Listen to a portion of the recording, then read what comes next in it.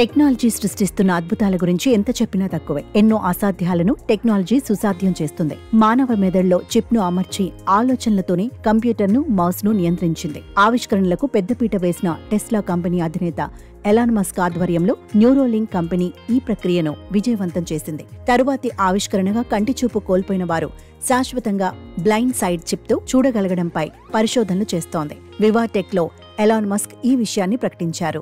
Neuralink company మరో అద్భుత ఆవిష్కరణపై దృష్టి పెట్టింది. ఇందుకోసం అవసరమయ్యే ప్రయోగాత్మక పరికరం అమరిక కోసం Neuralink US food and drug administration అనుమతిని పొందినట్లు సంస్థ వెల్లడించింది. అనుకోని ప్రమాదాల్లో చూపు పోయిన వారికి, పుట్టుకతో చూపు లేని వారు పూర్తిగా చూడగలిగే పరికరం తయారీపై దృష్టి పెట్టింది. మెదడు నుంచి కంటికి సంకేతాలు అందే ప్రాంతంలో ఏర్పాటు చేసే ఈ చిప్ అందులకు మళ్లీ ఈ ప్రపంచాన్ని చూసి అందర్లా జీవించే అవకాశం కల్పిస్తుంది.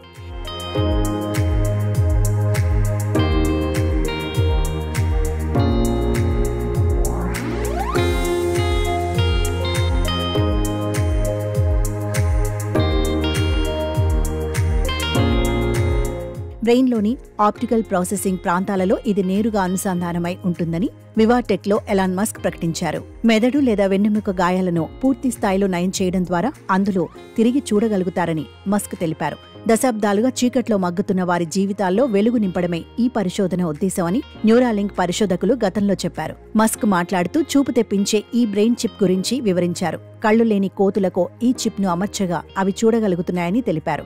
ప్రస్తుతానికి విజన్ అస్పష్టంగా ఉన్నప్పటికీ మనిషి మెదడులో ఈ చిప్ అమర్చే సమయానికి నాణ్యత మెరుగుపడుతుందన్నారు.